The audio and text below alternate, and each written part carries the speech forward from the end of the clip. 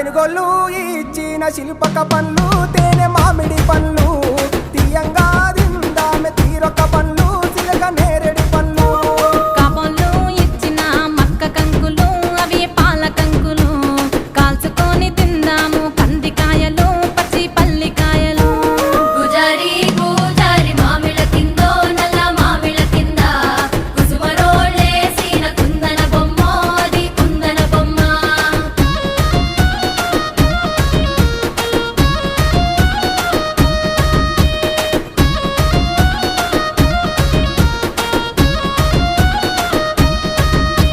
బెస్తోలు పెట్టిన పచ్చి చేపలు అవి వట్టి చేపలు కమ్మంగా